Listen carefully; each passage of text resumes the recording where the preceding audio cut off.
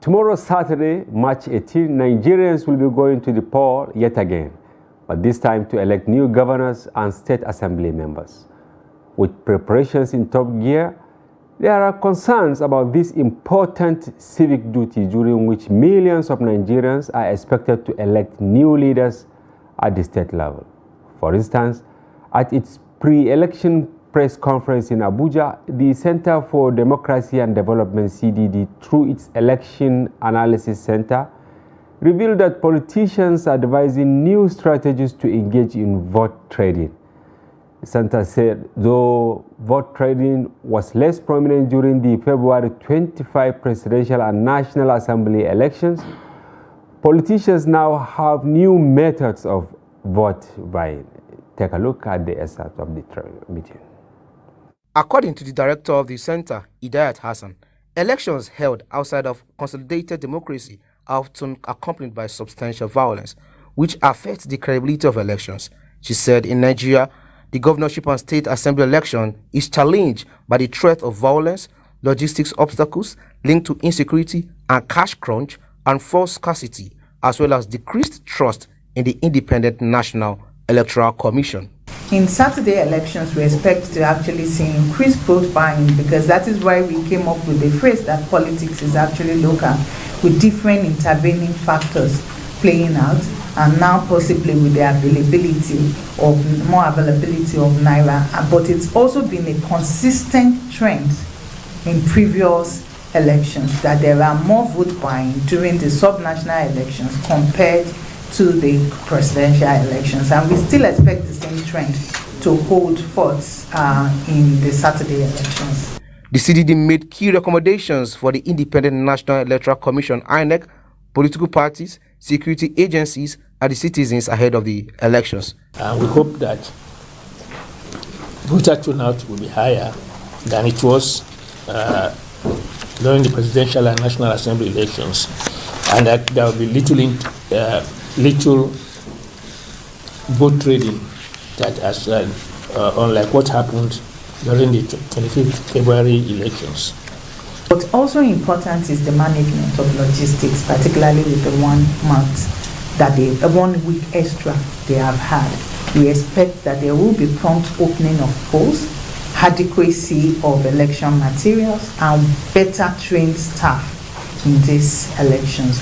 Bukola Idiwu, director, King Park Development Initiative, collaborates with what the CDD recommended. On this note, we charge INEC to finalize all logistics today, as any logistical challenge might increase the already tense political atmosphere, which could trigger electoral violence.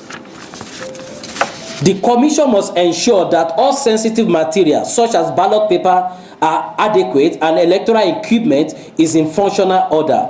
Voting material and ad hoc staff should arrive at the appropriate polling unit on time to avoid late commencement of polls. I think Nigerians want to go into this election not having the same excuse we have on the 25th.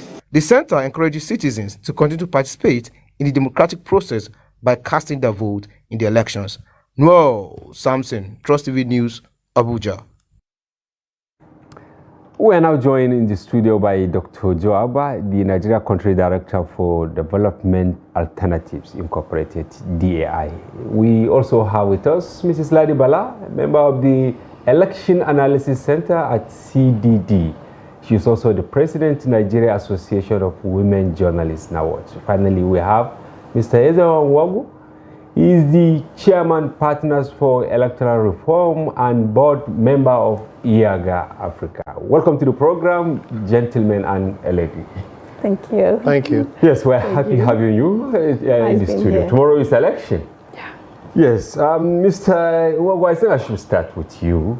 You have seen the result, findings of CDD, that the atmosphere is tense. How tense is it compared to what we had 2 weeks ago? Why are you not starting with Dr. Joaba? Yeah, because you're on my right-hand side. Why do you want to start with me? Yes. Okay, you are a rightist. Yes. Anyway, I think it's important to understand that the election is a competitive enterprise. And what is important is that those who play in the turf will have to play by the rules that have been put out for the exercise. There are guidelines, INEC guidelines. Yeah. The Electoral Act is also clear, and even the Constitution. So for me, I think that we need to map out the stakeholder responsibilities that come with the election. What are we expecting of the Independent National Electoral Commission? Yeah. We knew that there were logistical challenges, and like I keep saying, in good times, logistics has been a nightmare for the Independent National Electoral. To now talk of when it is compounded by the fiscal monetary challenge that we have, and how that impacts on INEC vendor relationship. I think that is important. Yeah. And I think by what happened on the 25th, some lessons may have been learned, and with intention to ensure that those things do not repeat themselves. The vendors, meaning the unions, the transport unions, and the companies that move materials from one point to the other, I do hope that they've been able to receive money in good time. Election is not conducted in Abuja. Yes. At the INEC headquarters. The INEC headquarters receives feeds from the states. So the issue around oversight is also important. People should take deliberate, intentional steps to ensure that the reports that they are getting from the states match the kind of outcomes that they're expecting. I think that will be important. For the security agencies, I make the point that election is a law-determined process. And that is why I talked about the rules that guide it. So if election fails for me, it is a failure of law enforcement. If people who have responsibility to enforce the law make it, drama of elections, that, it's elections, so people commit crimes, there are no consequences for those crimes, we're going to have the kind of challenges that we have. All right. For the electorates, it's important that they do their responsibility, which is to go and vote peacefully. The political parties and the candidates, who indeed are the ones we over-respect, we don't call them out. If elections are as, confusing as we have seen it, indeed, most of the blame will have to be put on the doorstep of the politicians, their political parties, and their candidates who have refused to key into any conversation about reform. Yeah. And that is, for me, what is playing. Oh, thank you very much. You really answered. Your name was the chairman of Partners for Electoral Reform. Ladi, you attended the CDD meeting today. What were the salient issues raised at the meeting ahead of tomorrow's all-important event? Thank you very much. I think basically we noted and acknowledged the fact that tomorrow's election, which is the governorship and state houses, House of Assembly elections, are quite key, and the dynamics are obvious. You earlier mentioned about the tension in the society, and I think it's not unconnected with the fact that this is an election that is closer to the people. When we talk about governorship election, it's the election that people are more interested in more than the presidential election, because all elections are local. But at this point, the people are going to elect people that represent them at the state houses of assembly and as governor. And so the dynamics are not the same. The stakes are higher this time around. So we noted the fact that the issue of prompt arrival of election materials and electoral officers and early commencement of the process is one key factor that critical stakeholder, particularly INEC, need to prioritize, and also to ensure that the process is followed duly to avoid, because there is this deficit of trust as we speak today at every level. So Nigerians are actually watching to see if things will be done differently based on the experiences and lessons believed to must have learned from the last elections. So these are issues that we've identified, and the issue of our violence, we equally noted that this time around the violence, which is one of those issues we identify, might be heightened, if due process are not followed, in the sense that most of the elections, some of the governors have already served their terms, yes, and they want to ensure that Stooges. there are people, in place, and we have those that are equally battling for a second term. So in all aspects, they are people that, leadership that don't want to lose out. And so therefore, the tendency for those that have already finished serving their terms to work hard to ensure that their candidates, wins the election is there. And there are equally, information filtering around that some are even already prepared to go to any length to do that. So we identify these are areas that need to be looked into, and caution needs equally to be taken, because we must have a process, a process that we go through to the end. That will be acceptable. That will be acceptable. Okay, so anything that will cast doubt on the process is one thing that no one should allow. All right. Yes, Dr. Joe. I should come to you. We are going to have gubernatorial election in 28 states and state constituencies 993. What do you have to say on this? Is INEC really ready compared to what we had 2 weeks ago? Well, I teach and study institutions. That's the way things are done in a society, and I also look at organizations. And I think it's important to plot the journey that we're coming from. 24 years of unbroken democratic rule is something to be proud about, actually, in our society. And we've seen gradual improvements in the management of our elections from 1999 to date. In these current elections, we've had a new electoral act which addresses a number of the challenges that we've had with previous elections.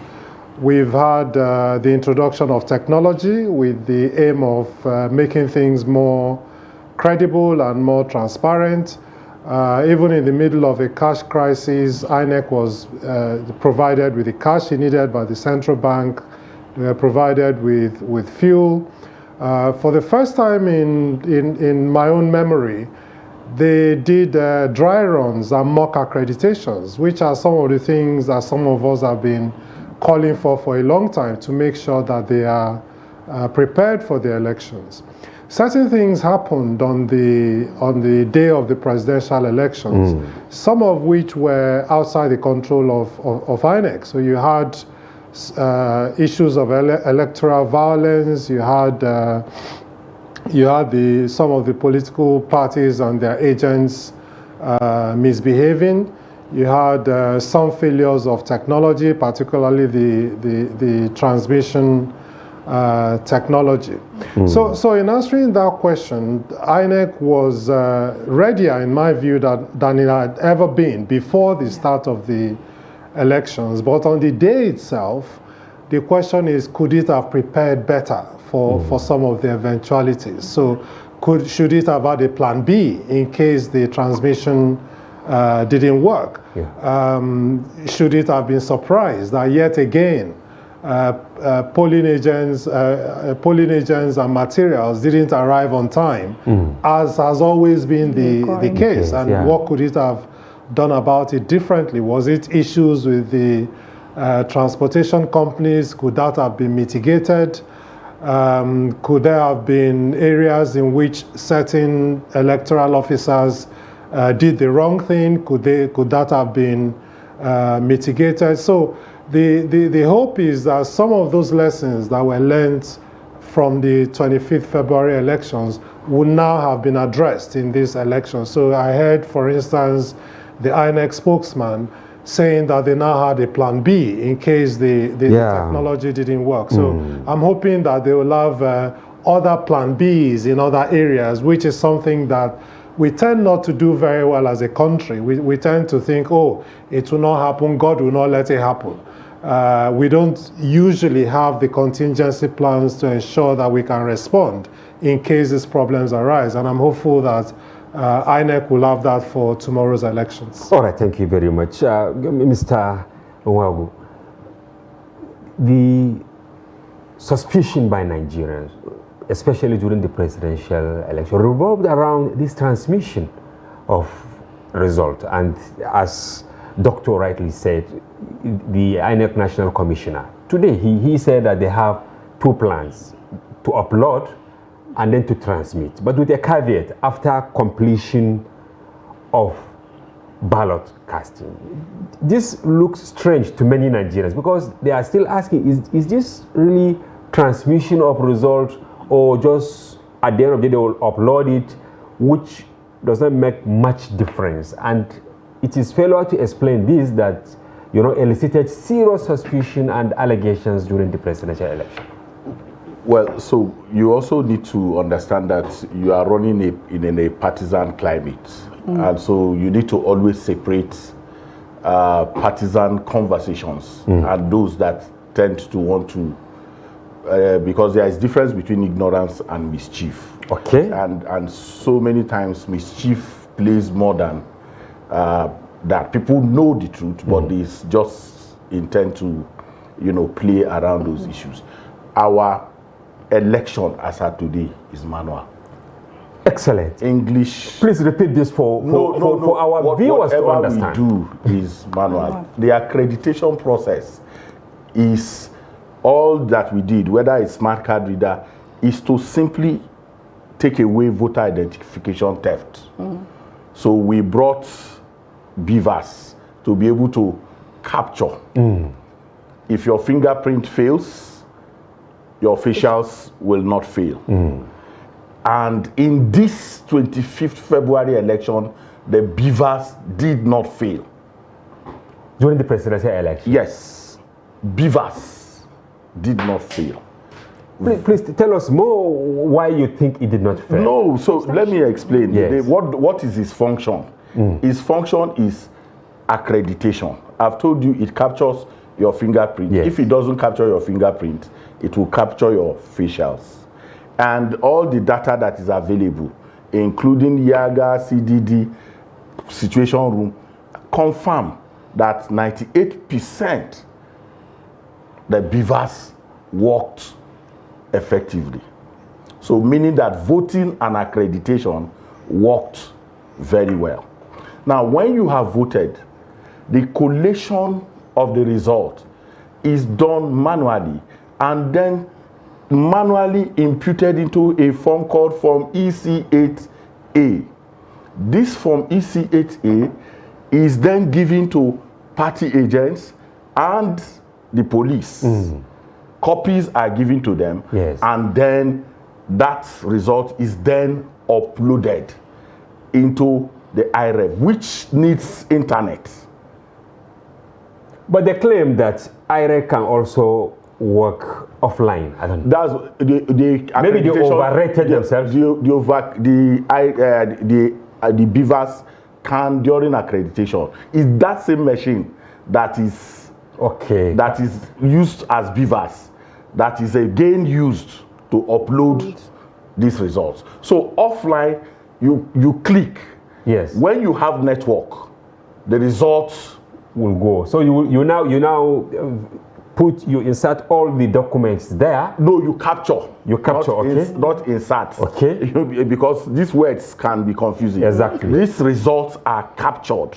This result that you have given to party agent A, B, C, and the police is then captured.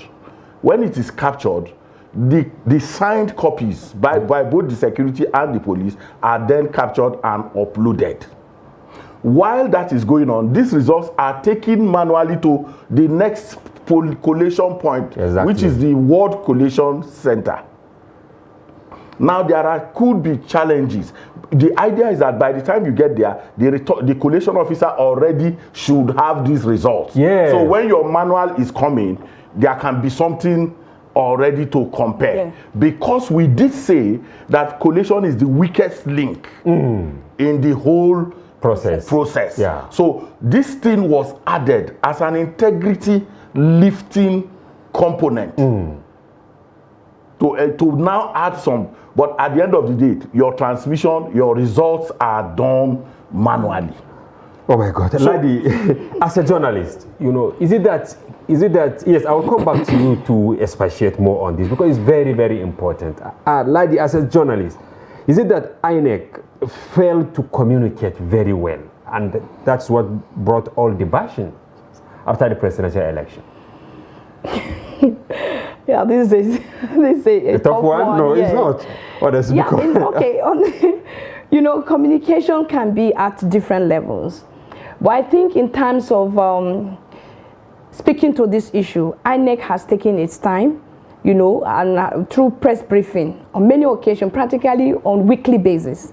Sometimes, you know, inviting journalists and briefing them on what they are doing to ensure that the process comes out as a credible one.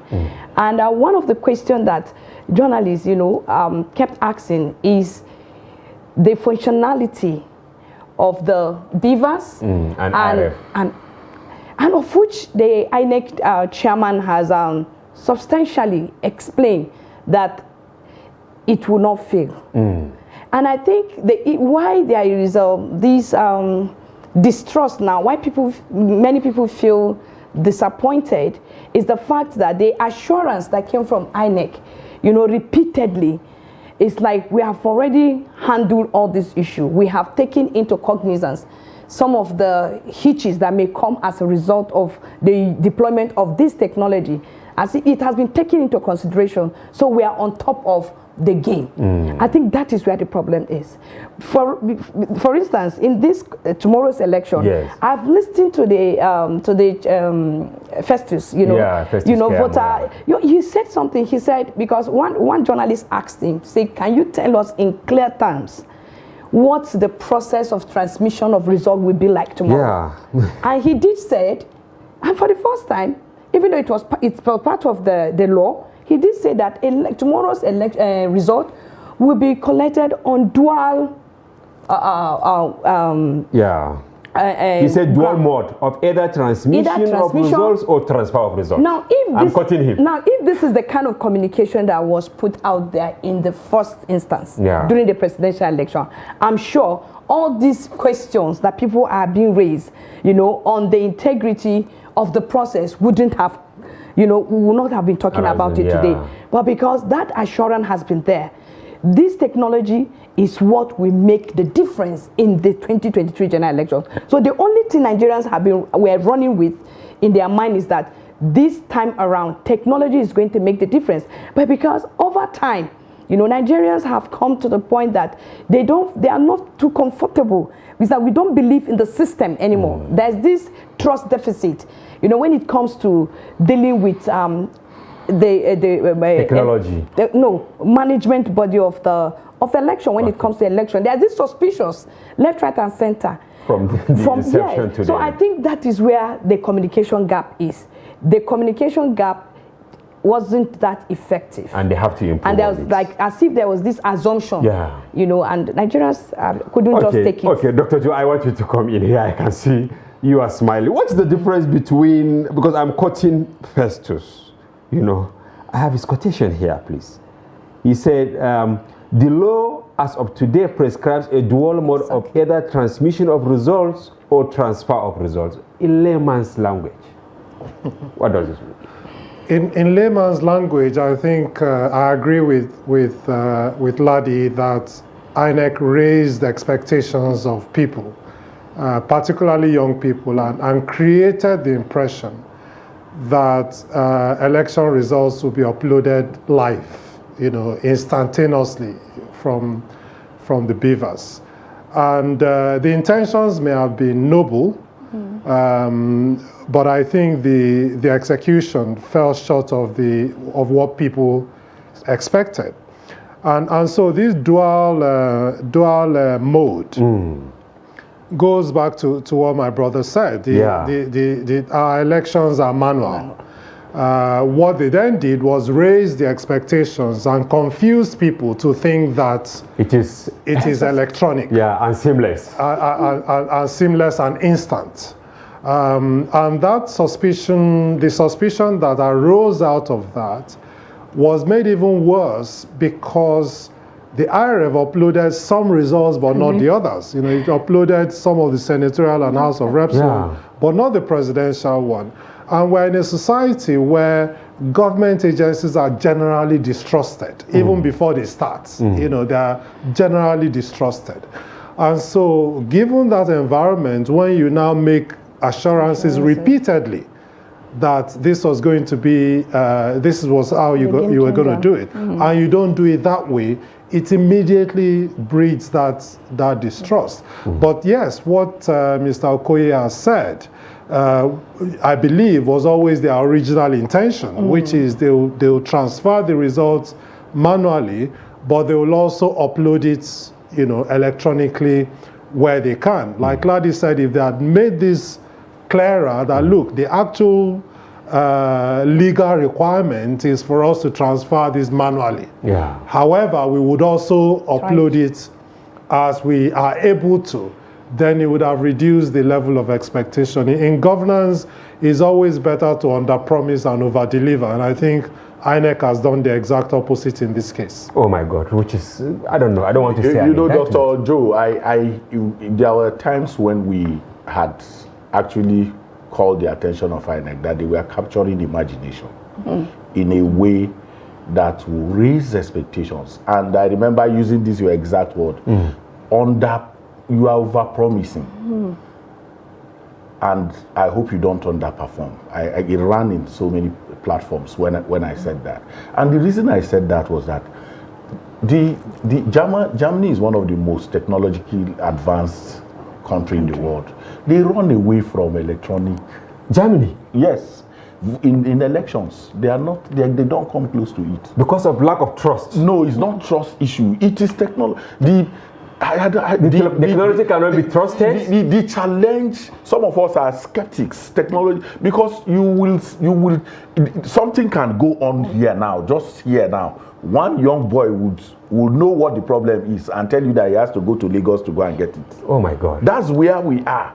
So we need to always understand our circumstance. But in spite of that, it is also very important to educate people, because it's not just INEC that has responsibility to educate people. The political parties who are the beneficiaries need to invest in political education and understanding the process, the way it works.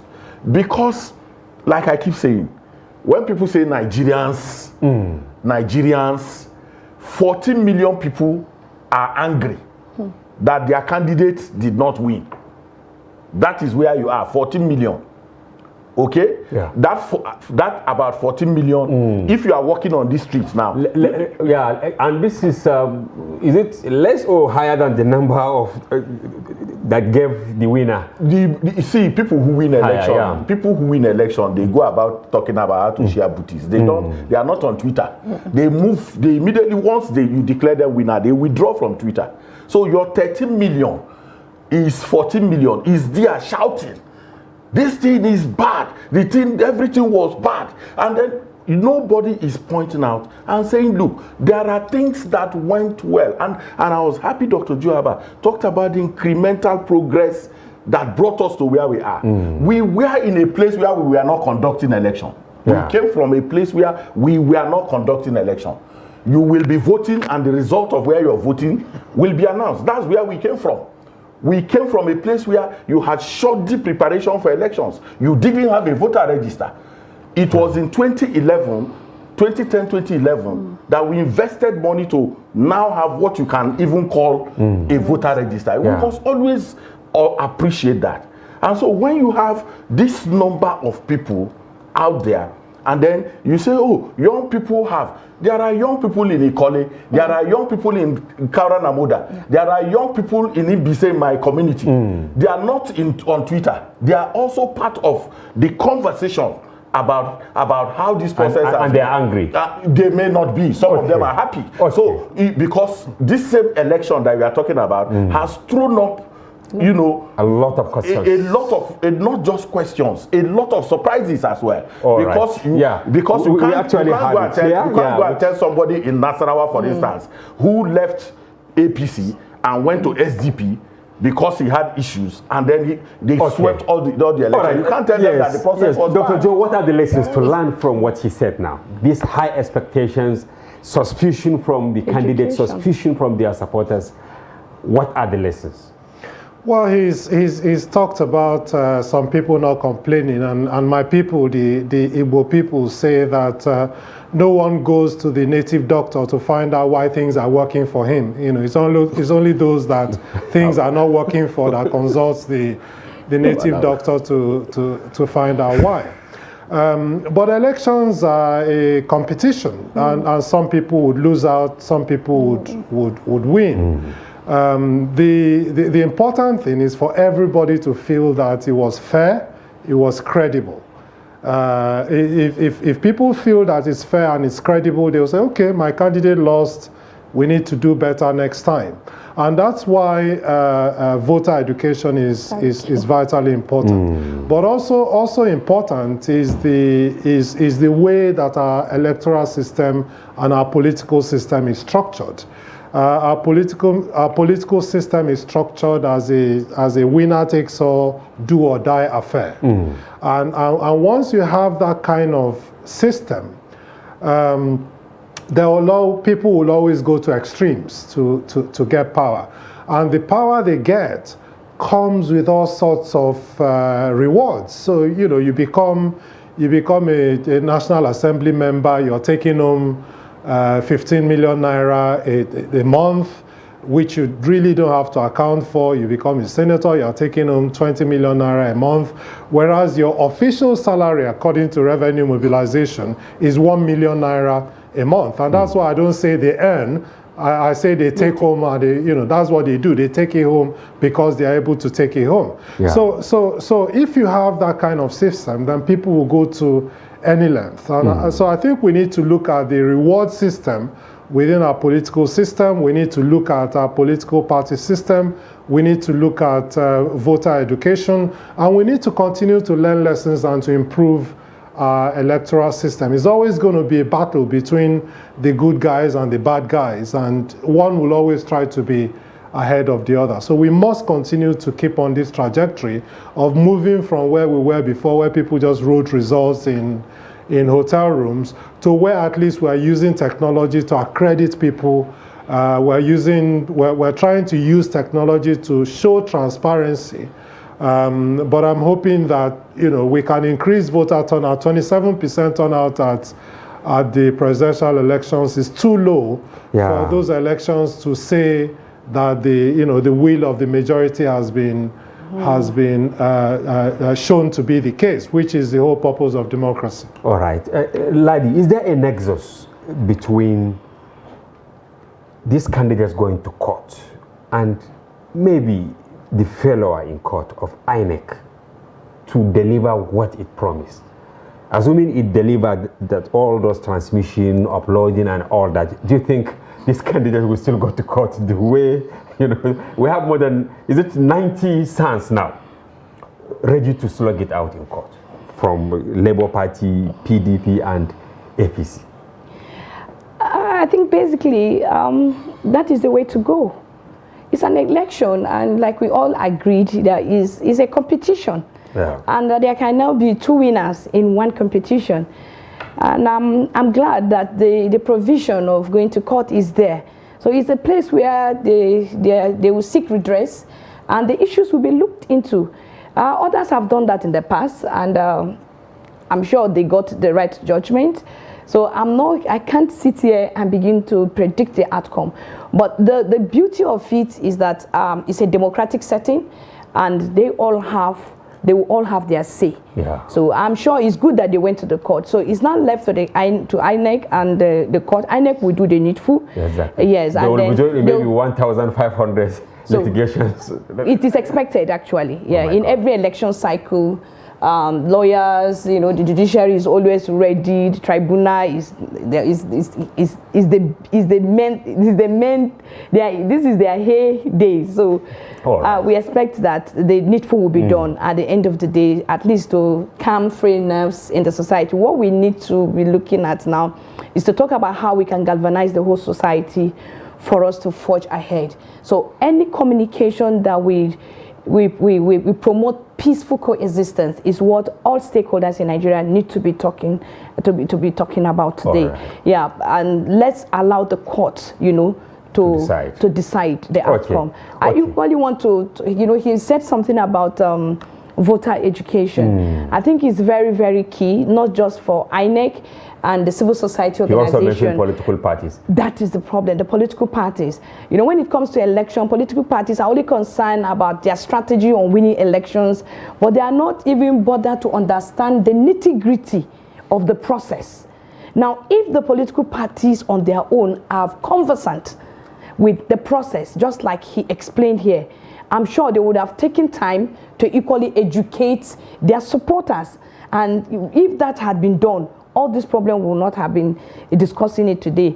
And also to give it to INEC, the process, like they said, 24 years down the line in our political experience, we need to actually applaud our political development in this country. Now, built up to this election, INEC has done things, that has actually, make Nigerians, to have faith and confidence in the system this time around. Yeah. Talk about the voter register, the clean up the voter register, the election that we had in Osun and the race, which was a litmus test to what should Nigerians expect, and that has further boosted the confidence of Nigeria in the entire process. So the link, just like you said, the missing link is where we had the hitches, and it all boils down to communication.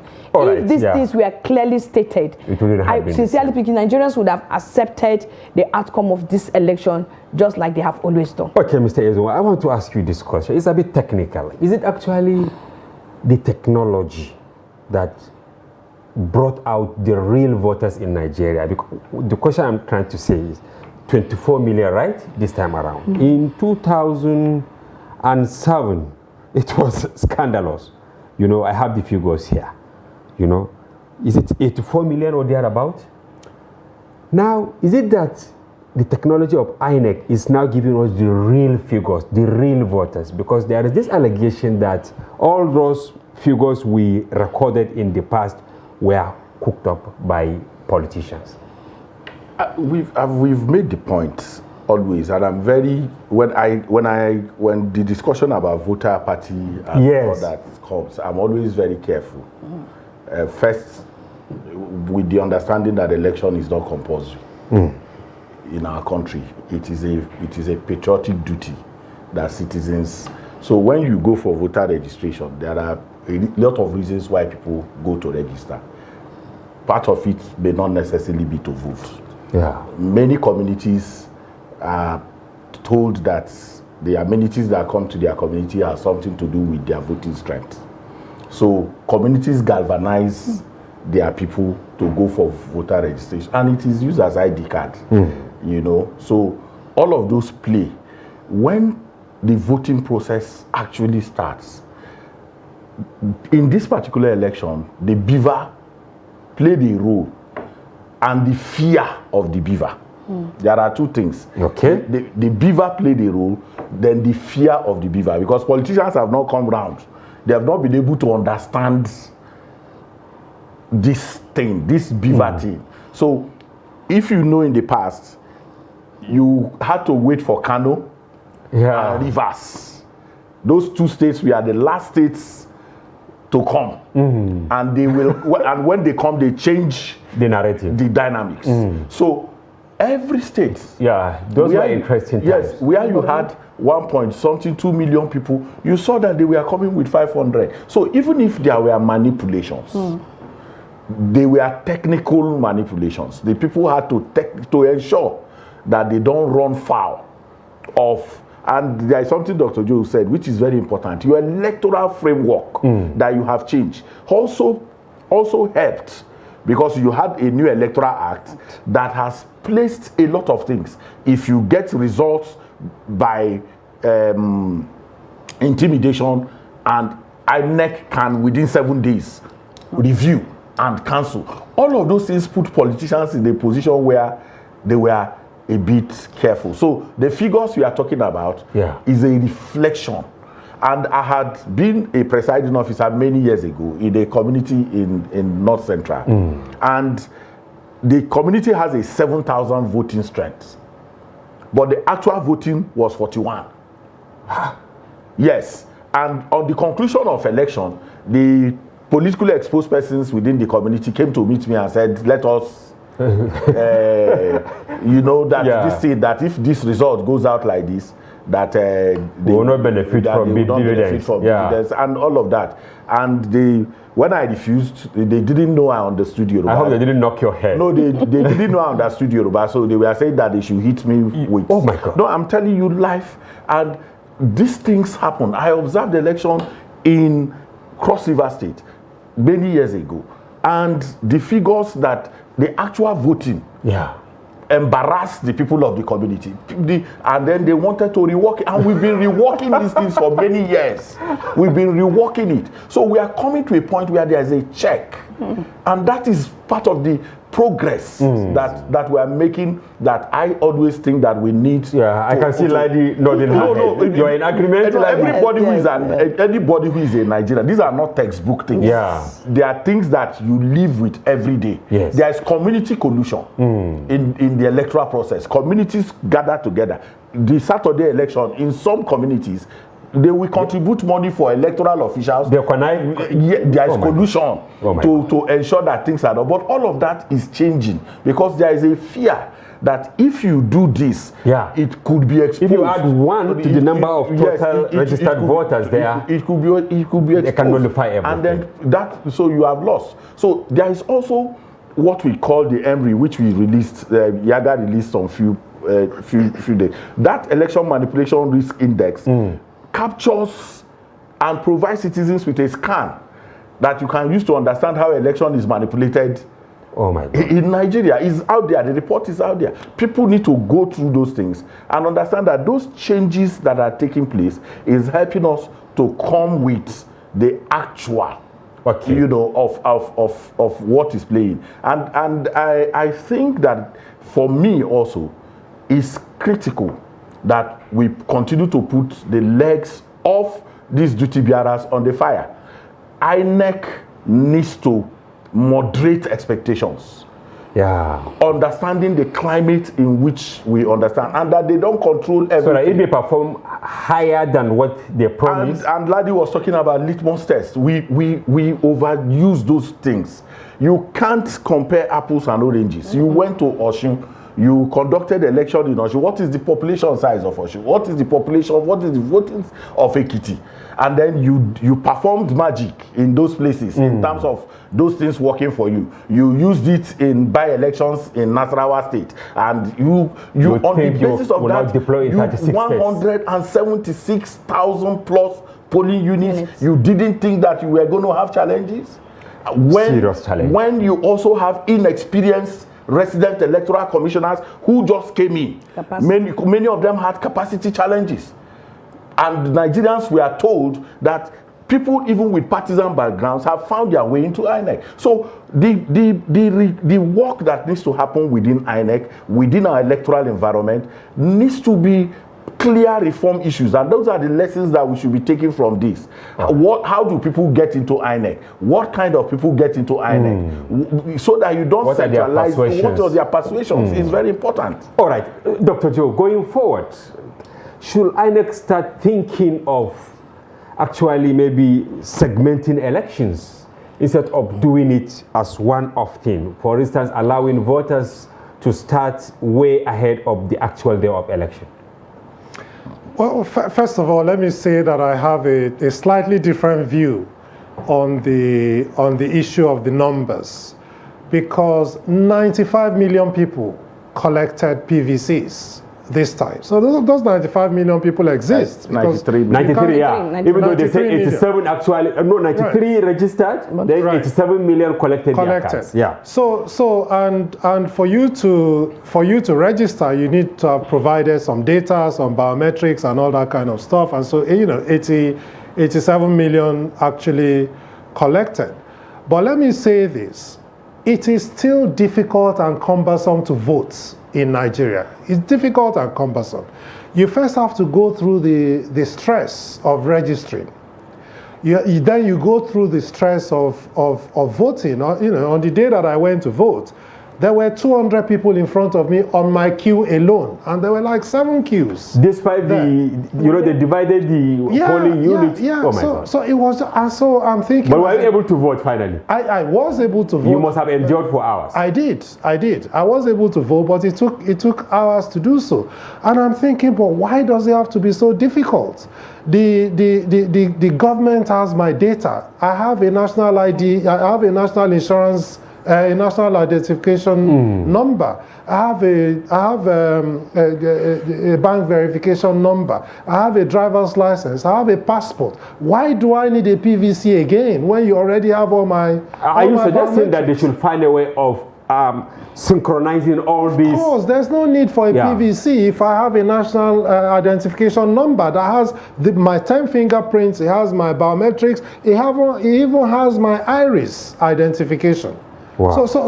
So you have that process, and then you have to go and stand in the queue for hours under the sun, under the rain in this particular situation. So if I'm a young person, I'm going to think, well, why would I bother? And don't forget that our young people actually pay to vote when it comes to Big Brother, because it's easy to vote. Yeah, so if I get you right, they have to reduce the technicalities. We need to review the process of actually registering to vote and casting a vote. All right. Now, coming back to your question, which you should answer maybe in less than 30 minutes because we have run out of time. 30 seconds. 30 seconds. 30 seconds, yes. As to whether INEC should segment, I'll just say we need to continue to learn lessons, and we need to continue to improve based on the lessons that we learned.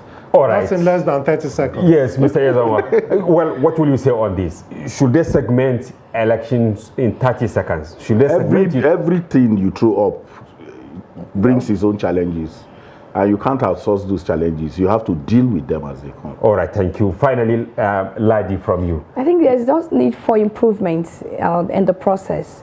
And I think institutions need to be honest. Let there be, there should be that human face to whatever we do in this country. All right. We all need a kind of reorientation. To get it right. Yes, we have to be nationalistic in our thinking and patriotic. Thank you very much, Ladi Bala, member of Election Analysis Center at CDD and NAWAT's president. Yes, Dr. Joe Abba, country director for development and Incorporated, and Mr. Yezawa Wabu, chairman, Partners for Electoral Reforms, and board member, Yaga Africa, for coming to the program. Thank you so much. We thank you very much for being with us all this while, but make sure that you go out tomorrow and exercise your civic responsibility. We can only get good leaders if we all go out to vote for the right people. Thank you for watching. I'm Hamza Idris.